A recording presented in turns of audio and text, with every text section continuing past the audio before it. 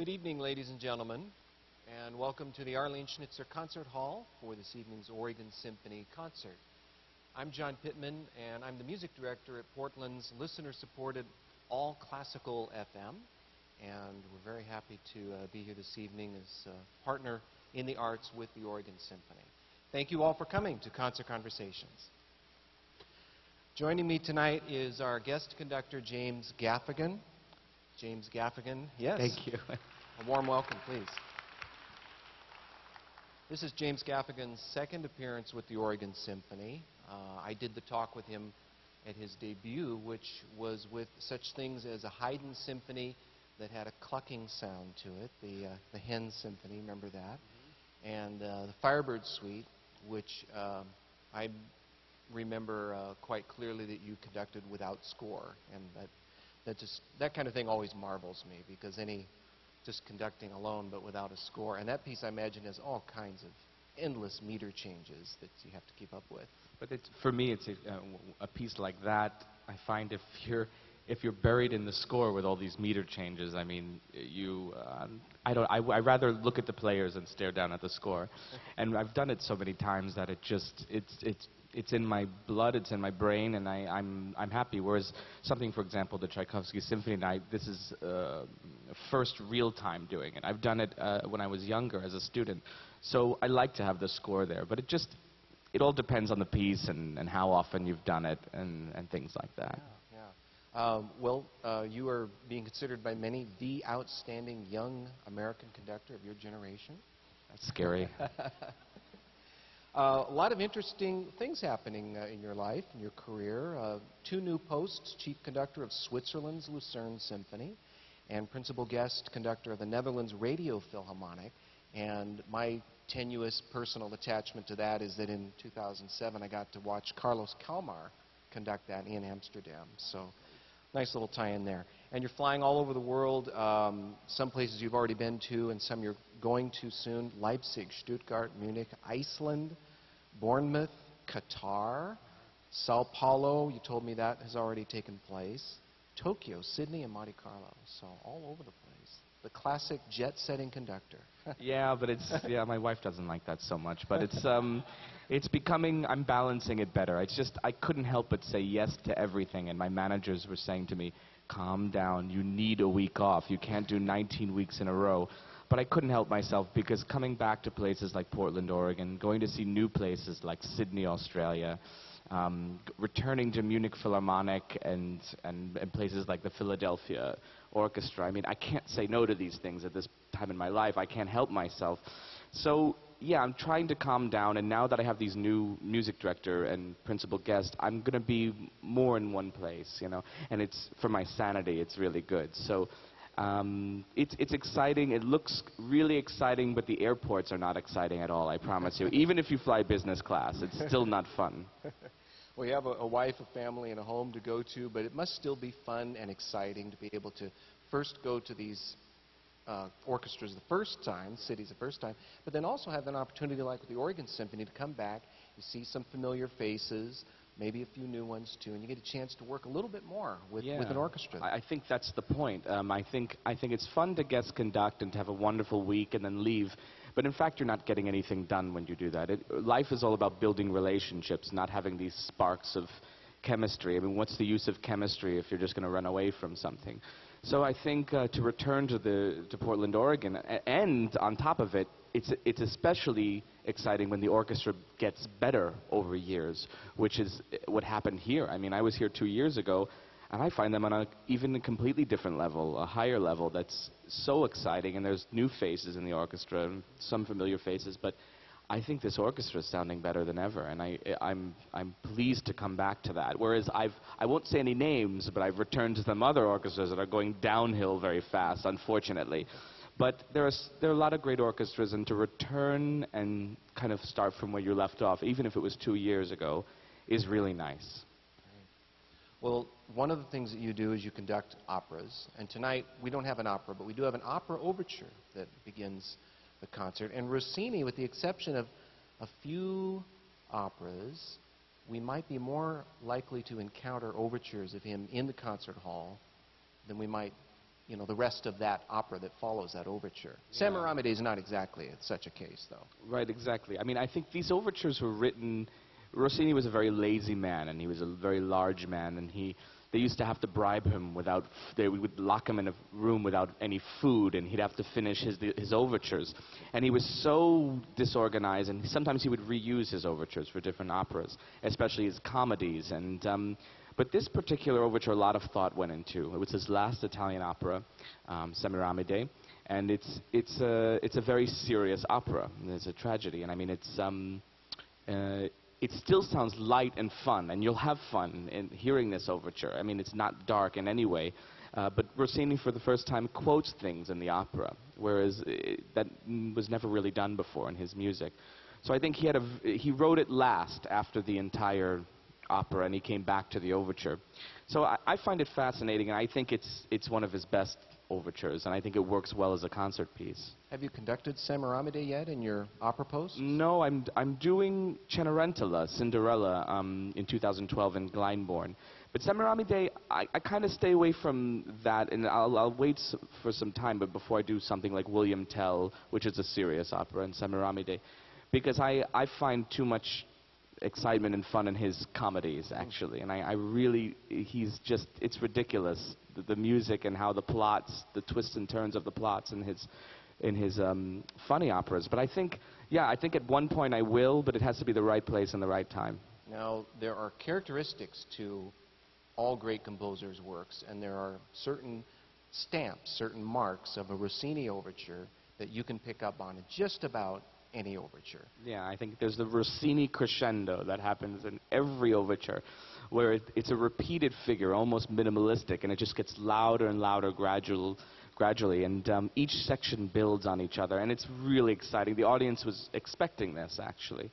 And there's also wind solos, like there's a piccolo solo, horn and clarinet, and these little fluttering triplets that fly around, and I think even back in the day, people screamed out "Bravo" in the middle of the overture, just for the wind players. And I think, yeah, it was a moment for them to shine. It was like a jazz guitarist, having a riff or basically improvising in the middle of a set, and then everyone kind of claps for him. So I think it was meant to be like that. What would you say is the traditional role of the overture back in Rossini's day? Was it really to hush the crowd? No, people were filtering in, talking about the plot of the story, and yeah, it was very casual. And I think we've gotten to this really weird place where everyone in the audience is sitting on their hands. They're scared they're going to clap at the wrong time, and scared to cough, scared to, do anything. And it's strange how we got to this place, because overtures, it's a party. You're filtering in, you're getting comfortable and getting ready for the show. Right. Now, this is a big overture. I mean, the typical Rossini overture, like a Barber of Seville, is about 7 minutes long. Yeah. This one is 12 minutes long. He builds. Yeah. It's almost like there's layers of a foundation being built that I can hear when I listen to the overture. There's an initial crescendo that kind of builds up out of nothing, and then it stops, and there's kind of stops and starts, and it builds and builds, and then it comes to a stop, and then it builds, until finally at the end, it's just like a runaway train. Oh, it's great. I was joking with the orchestra. It's like, the Italian army marching in. You're going to hear. It's so much fun, and you just picture these guys with cigarettes waving, and I don't know. I find it really, it's really entertaining. You'll see the orchestra likes playing it too. So I'm very excited about this.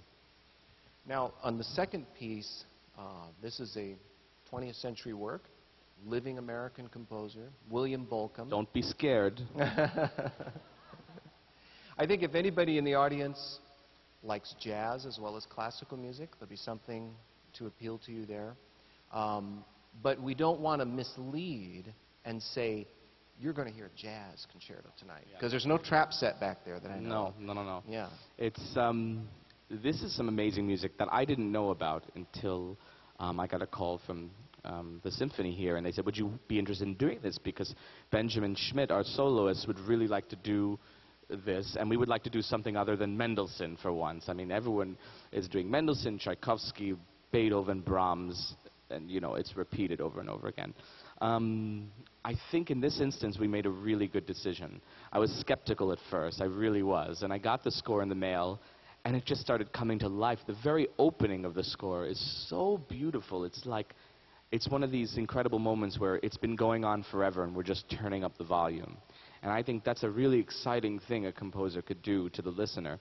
And Benjamin Schmidt owns this piece. I mean, he plays it so well. There are few people who play this, and the fact that he's so dedicated and understands it so well, especially as a European.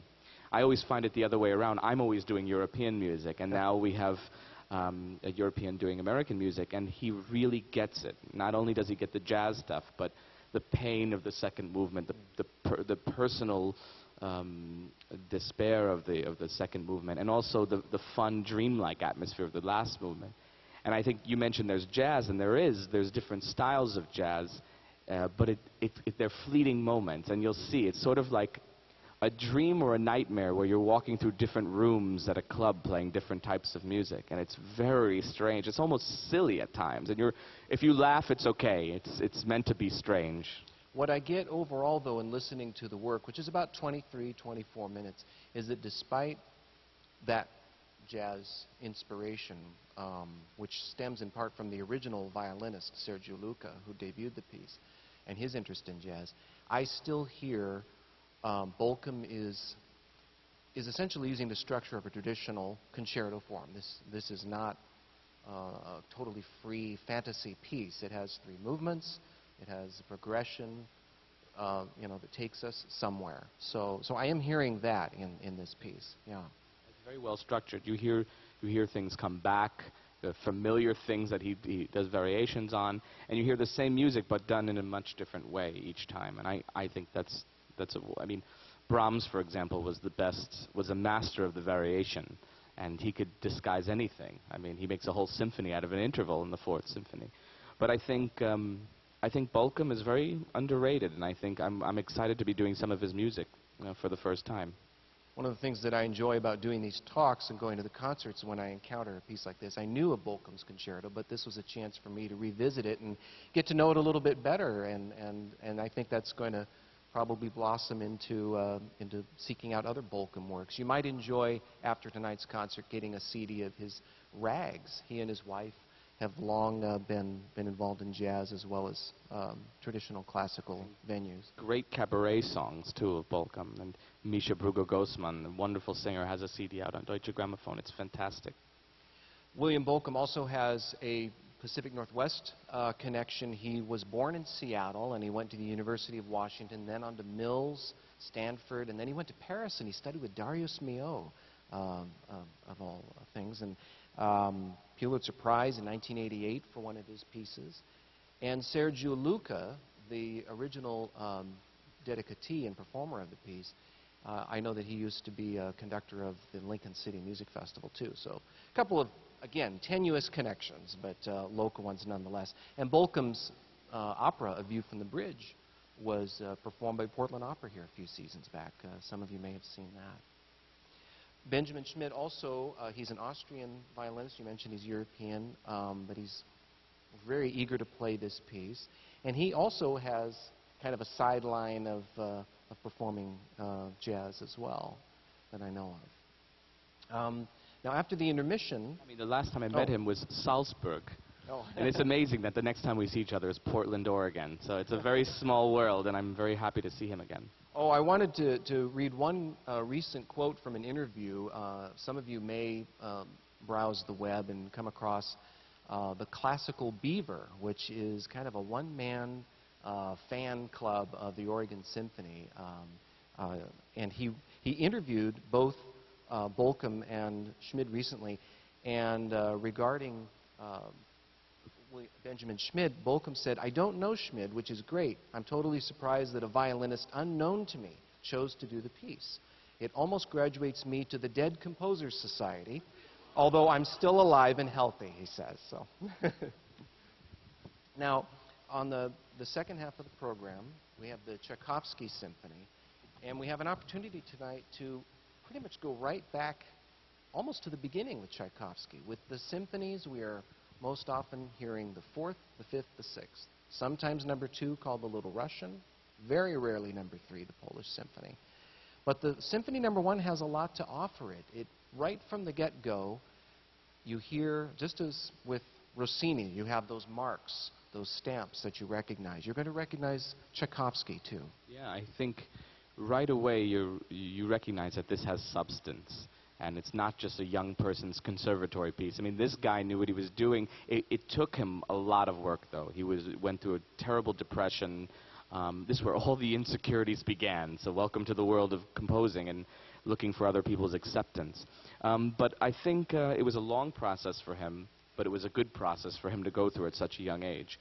And I think even looking back at the end of his life, he's quoted in saying that, in a way, the First Symphony still has the most substance out of any of the 6 symphonies he wrote.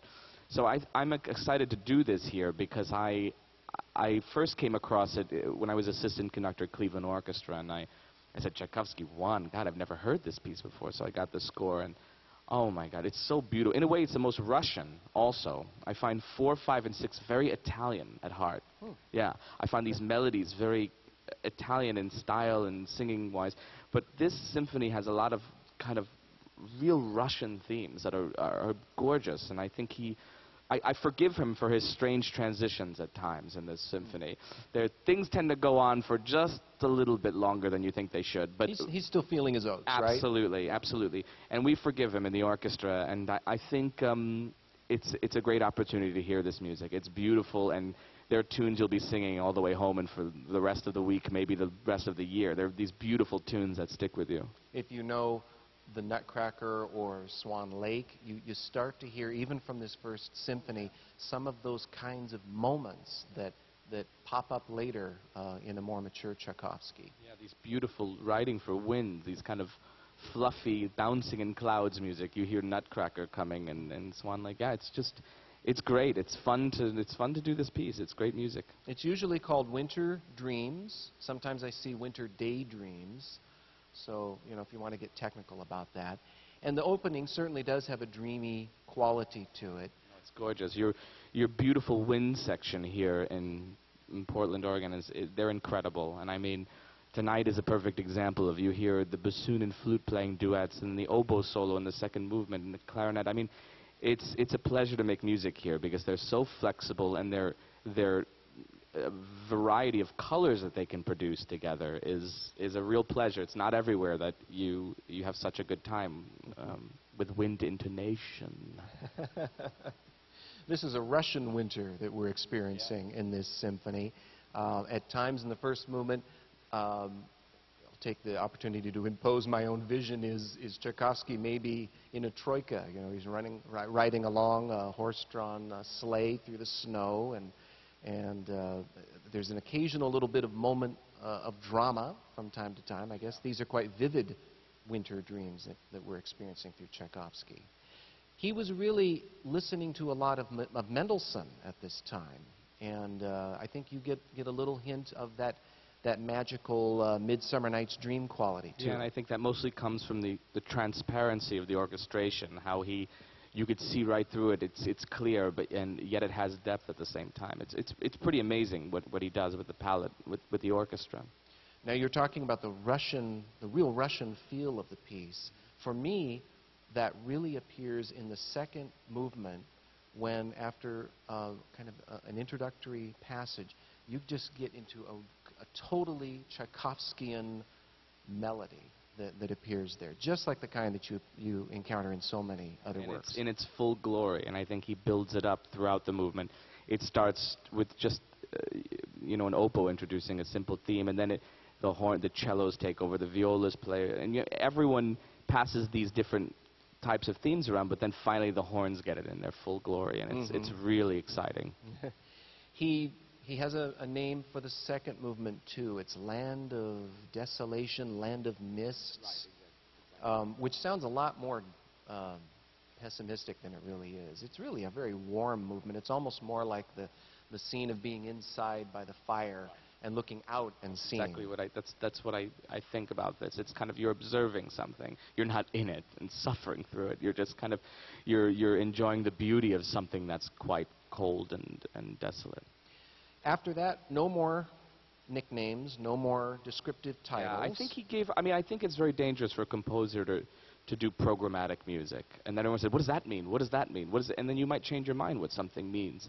And I think that was his decision to go on. And I mean, the scherzo, the next movement, is incredible. I mean, the themes that come, and there's a famous ice skating theme, I call it, because it just, you could totally picture people ice skating to it.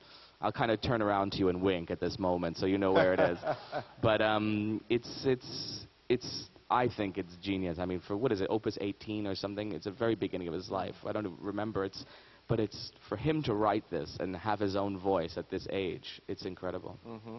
I was looking at a chronological list of his works, and there are a lot of piano pieces, a lot of songs, a couple chamber things.